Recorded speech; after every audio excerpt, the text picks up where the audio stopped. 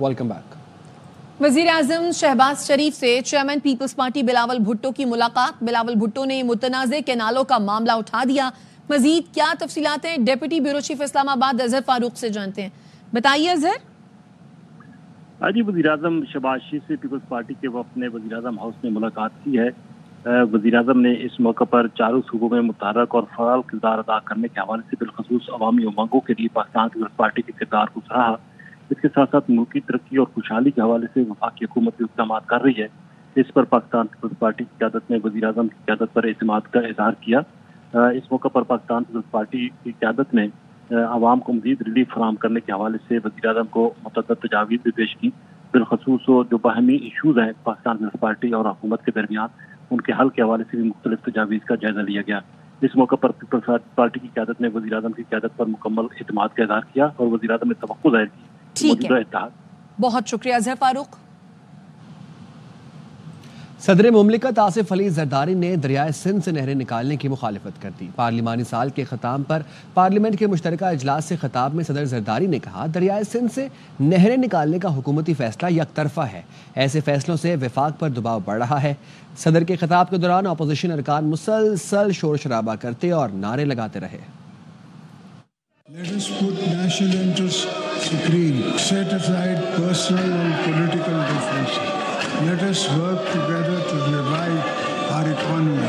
As your President, my personal obligation to caution the House, lateral policies are causing grave strain on the Federation. In particular, the government's unilateral decision to carve out some canals from the Indus River. I, as your President, cannot support. I urge this government to abandon this correct first proposal and work together with the stakeholders to come up with a viable, sustainable solution based on unanimous consensus among the federating units. मुश्तरका इजलास से खिताब के लिए parliament पहुंचने पर वज़ीर आज़म शहबाज शरीफ ने सदर मुमलिकत का इस्तकबाल किया। नायब वज़ीर आज़म इसहाक़ डार, चेयरमैन सेनेट यूसुफ रज़ा गिलानी और स्पीकर अयाज सादिक भी मौजूद थे। इजलास से पहले आसिफ जरदारी और वज़ीर आज़म की स्पीकर अयाज सादिक के चैम्बर में मुलाकात हुई, जहां खुशगवार माहौल में हल्की फुल्की गुफ्तगू हुई। इसके बाद सदर खिताब के लिए ऐवान में चले गए।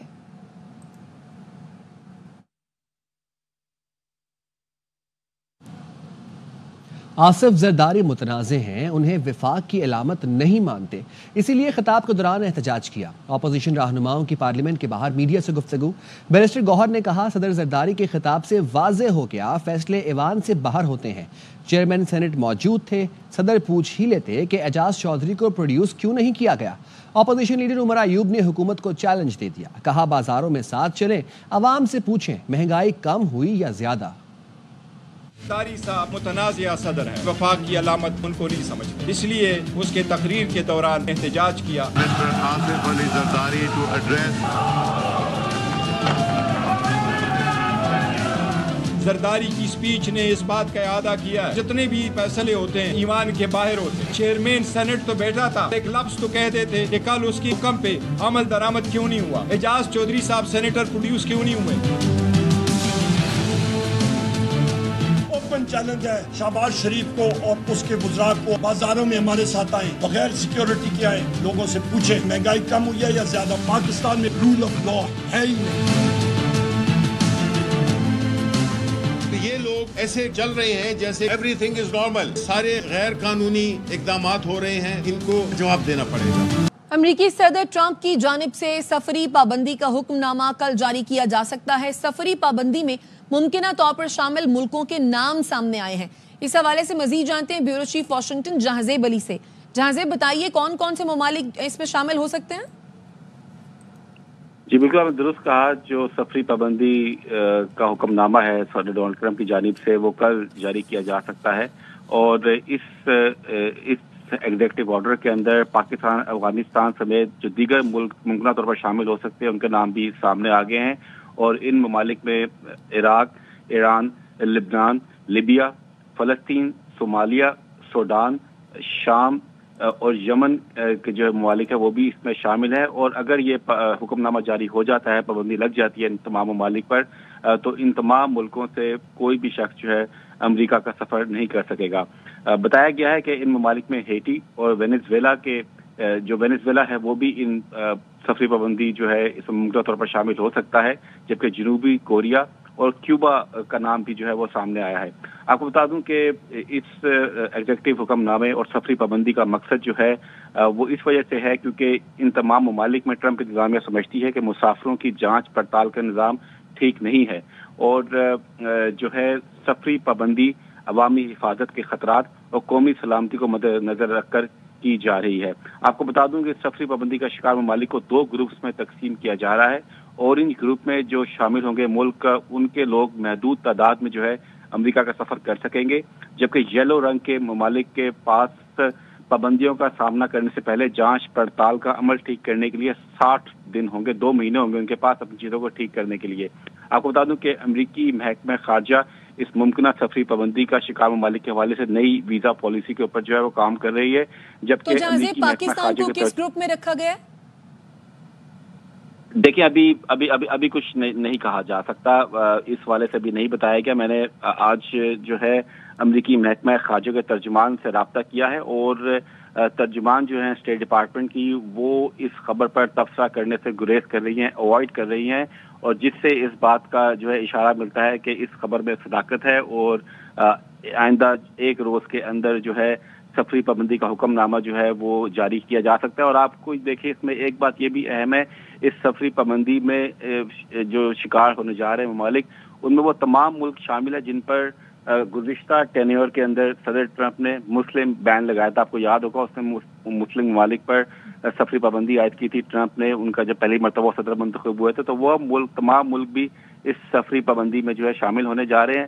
ایڈ کر دیا گیا ہے ان کے اندر ہیٹی کو، وینیزویلا کو، پاکستان کو، افغانستان کو، نارتھ کوریا کو، کیوبا کو، یہ ملک ہیں جس میں ایڈ اپ کیے گئے ہیں، اور اس کی وجہ یہی بتائی جا رہی ہے کہ یہ وہ ملک ہیں جہاں سے جب مسافر بیرون ملک پروازوں پر جاتے ہیں تو ان کی جانچ پڑتال کا عمل جو ہے وہ ٹھیک نہیں ہے، ان کی صحیح طریقے سے ویٹنگ پروسیس ان کا جو ہے صحیح طریقے سے نہیں کیا جاتا، اور اس سے امریکہ کی قومی سلامتی کو خطرہ ہے۔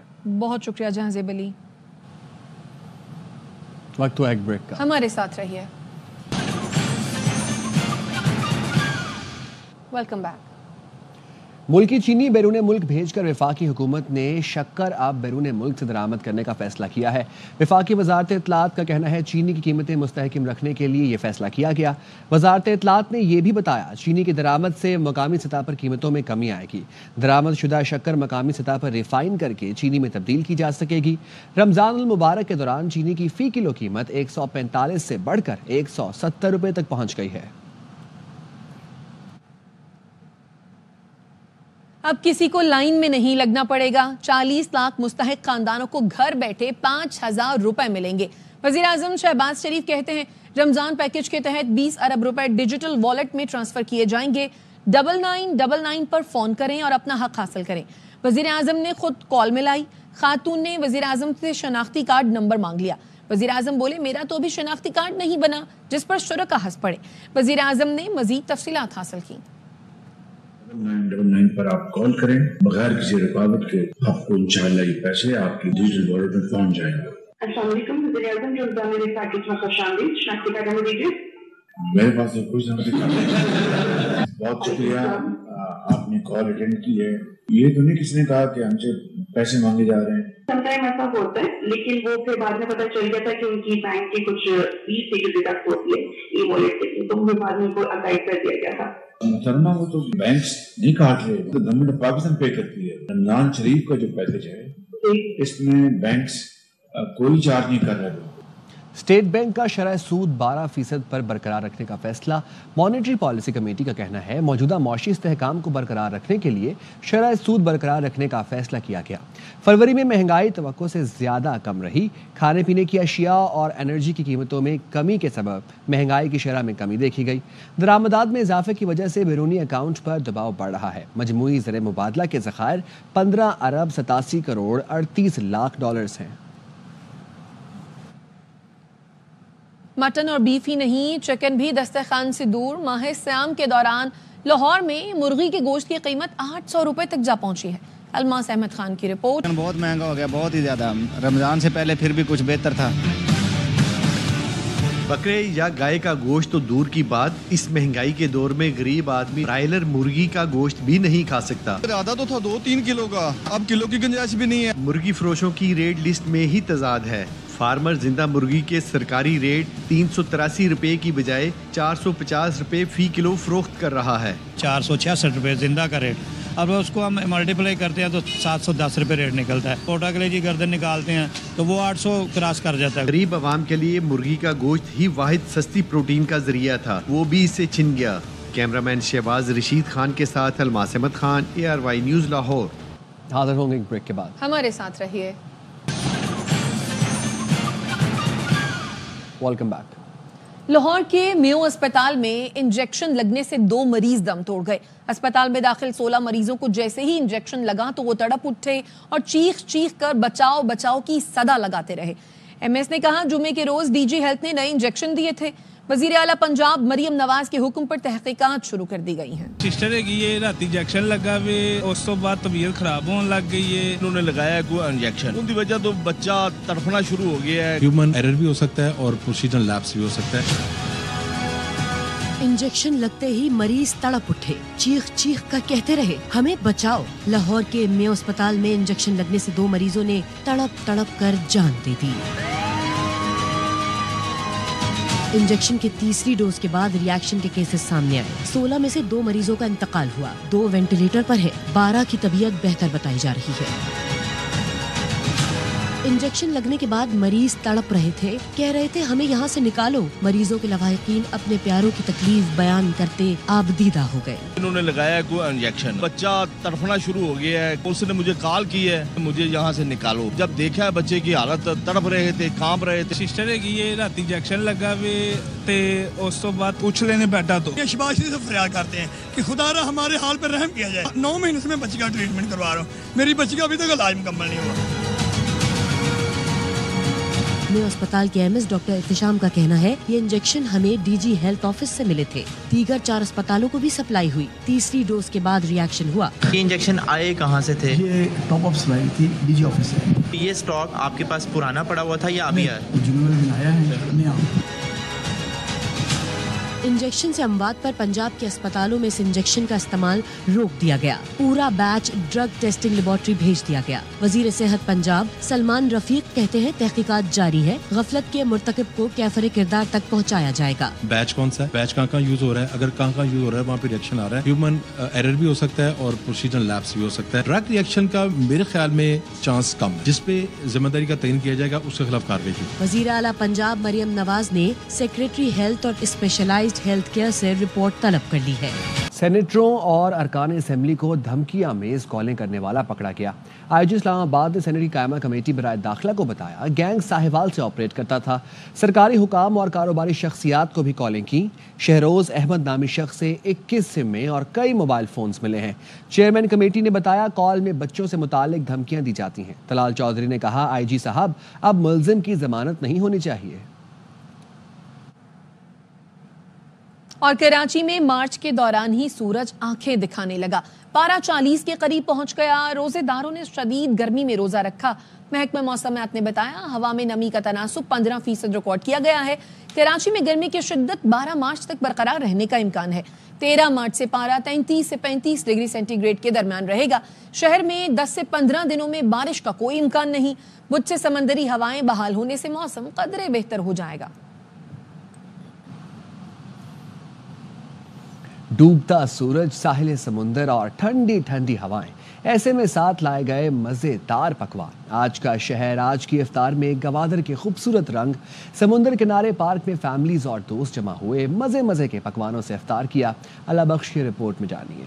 मैं इस वक्त फोर्ट सिटी ग्वादर के एक पार्क में मौजूद हूँ। इस पार्क की खुसूसियत यह है कि ये ग्वादर के मगरबी साहिल पर वाक़या है। रमज़ान अल मुबारक के महीने में फैमिलीज हैं, लोग हैं, ग्वादर के शहरी हैं, वो यहाँ जोक दर जोक आके यहाँ अपने फैमिलीज के साथ, अपने दोस्तों के साथ इफ्तार डिनर कर लेते हैं।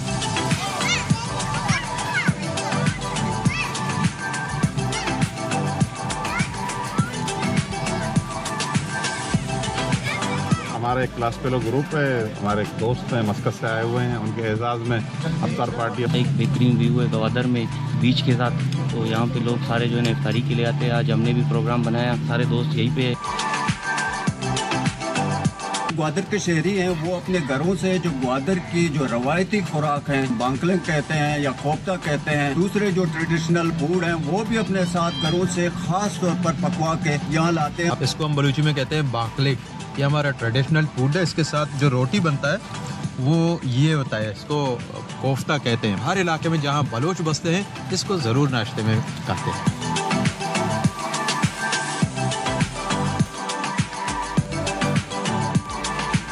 آپ نے یہاں کے گوادر کے شہریوں کی باتیں سنیں، گھروں میں افطار کرنے کے بجائے یہاں پارک میں آ کر کیوں افطاری کو ترجیح دی، دوستوں کے ساتھ یہاں ٹریڈیشنل فوڈ کے ساتھ یہاں لطف اندوز ہوئے. تو ایک بریک کا ہمارے ساتھ رہیے. برطانیہ میں سائم ایوب کے ٹخنے کی انجری کا ریہاب جاری. قومی سٹار اوپنر کی مسلسل دوسرے روز فزیکل ٹریننگ. سائم نے انڈور بیٹنگ پریکٹس کی، دلکش سٹروکس بھی کھیلے. سائم جنوبی افریقہ کے خلاف ٹیسٹ میں فیلڈنگ کے دوران زخمی ہوئے تھے. ہماری کرکٹ ICU میں ہے. ہر ٹورنامنٹ کے بعد سرجری شروع کر دیتے ہیں. سابق کپتان شاہد آفریدی کہتے ہیں بغیر پرفارم کیے کھلاڑی ٹیم میں کیسے واپس آتے ہیں یہ کسی کو نہیں معلوم. جیسے ہی نیا چیئرمین آتا ہے وہ سب تبدیل کر دیتا ہے. کے اوپر ڈیسیژن نہیں لیتے، کوئی ایگزامپل سیٹ نہیں کرتے تو پھر چیزیں اسی طرح ہی چلتی رہیں گی. پلیئر کو نکالا، واپس کیسے آیا؟ میں آپ کو یہ بھی بتا دوں کہ کچھ عرصے بعد جنہیں آپ نے نکالا ہے وہ واپس یا ون ڈے کی ٹیم میں ہوں گے یا وہ T20 کی ٹیم میں آپ کو نظر آئیں گے. جو نیا چہرہ آتا ہے وہ سمجھتا ہے کہ میں سب کچھ ٹھیک کر دوں گا اور مجھ سے اچھا چیئرمین کوئی نہیں ہے. ہمارے چہروں کے ساتھ سسٹم کیوں بدل جاتے ہیں؟ بیماری اوپر ڈھونڈ رہے ہیں، پرابلم نیچے. ایونٹ ختم ہو جاتا ہے پھر ہم سرجریاں کرنا شروع کر دیتے ہیں. ICU میں ہی ہے. جب آپ جیتتے ہو تو سارا کریڈٹ میں لے جاؤں، جب ہار جاؤ تو مجھے سامنے والا نظر آنا شروع ہو جاتا ہے. صحیح بندے کو صحیح جگہ پہ بٹھاؤ، ڈیسیژن خود ٹھیک ہو جائیں گے. ہوسٹ کنٹری اینڈ دین پھر ہمارے کوئی ایسا بندہ اسٹیج کے اوپر نہیں تھا، پھر ہمیں کافی بڑا سوالیہ نشان بنتا ہے. ICC نے چیمپئنز ٹرافی کی ٹیم آف دا ٹورنامنٹ کا اعلان کر دیا. کوئی پاکستانی کھلاڑی شامل نہیں. نیوزی لینڈ کے مچل سینٹنر ٹیم کے کپتان منتخب. بھارت کے 6، نیوزی لینڈ کے 4 اور افغانستان کے 2 کھلاڑی ٹیم کا حصہ. رچن رویندرا، ابراہیم زدران، وراٹ کوہلی، شریاس، KL راہل جگہ بنانے میں کامیاب. گلین فلپس، عظمت اللہ، محمد شامی، میت ہنری اور ورن چکرورتی بھی شامل. پاکستان میں ICC چیمپئنز ٹرافی کا کامیاب انعقاد. چیئرمین PCB محسن نقوی کا ٹیموں اور ICC آفیشلز کا شکریہ. سوشل میڈیا پیغام میں لکھا سیکیورٹی اداروں اور تمام سٹیک ہولڈرز کی محنت سے ایونٹ کامیاب ہوا. تاریخی ٹورنامنٹ کی میزبانی پر فخر محسوس کر رہا ہوں. پشاور میں سینکڑوں تاریخی عمارتوں کے گلدستے کا ایک پھول حاجی نادر کی 200 سال پرانی حویلی بھی ہے. حویلی کے ہر کمرے میں 16 دروازے ہیں. دروازے کھول دیے جائیں تو کمرے دالان بن جاتے ہیں. شازیہ نثار کی یہ رپورٹ. تاریخ اور ثقافت کے امین شہر پشاور میں اب بھی انگریز دور کی کئی قدیم عمارتیں موجود ہیں، جس میں تاریخ کا ایک ٹکڑا حاجی نادر کی 200 سالہ پرانی حویلی ہے، جسے ان کے آباؤ اجداد نے 1938 میں منموہن سنگھ سے خریدا تھا.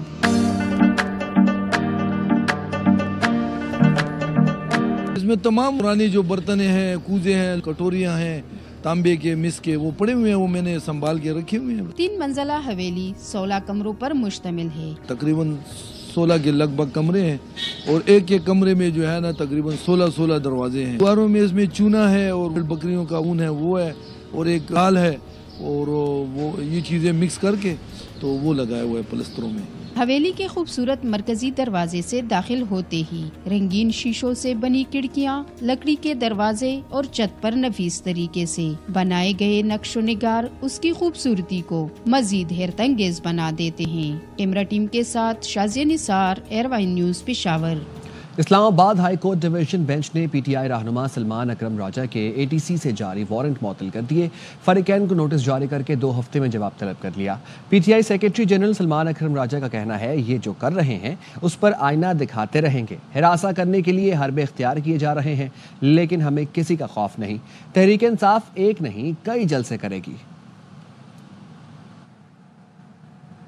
جنوبی پنجاب کا نمائندہ مریم نواز حکومت کے خلاف پھٹ پڑا. رحیم یار خان کی 50 لاکھ آبادی کو ڈاکوؤں اور کرپٹ پولیس والوں کے حوالے کیا گیا ہے۔ رکن پیپلز پارٹی ممتاز شانگ نے پنجاب اسمبلی میں خطاب کرتے ہوئے کہا، پنجاب میں ہمیں دیوار سے لگاؤ گے، کل وفاق میں آپ لوگ دیوار سے لگیں گے۔ کہہ سکتا ہوں یہ 3 بندے، ایک اور بندہ بھی ہے، 4 ڈاکوؤں کے پاس ہیں۔ اب نہ پانی ہے وہاں پہ، نہ جنگل ہے وہاں پہ، تو کس چیز کا کچا رہ گیا ہے جہاں پہ وہ کاروائی نہیں کر سکتے؟ خلفیاً کہہ سکتا ہوں یہ ڈاکو بھی 70% اس رحیم یار خان پولیس نے بنائے۔ پورا لاہور بن گیا، پنجاب بن گیا، امن و امان بھی حق نہیں ہے۔ رحیم یار خان کے 55 لاکھ کی آبادی کو یا ڈاکوؤں کے حوالے کیا ہے یا ان کرپٹ پولیس والوں کے حوالے کیا ہے۔ یہ کرپٹ لوگ جن کی آپ ترجمانی کر رہے ہیں، مکافات عمل ہے، 4 سال انہوں نے کام نہیں کیا۔ اور اب تک کے لیے اتنا ہی۔ دیکھتے رہیے ARY نیوز۔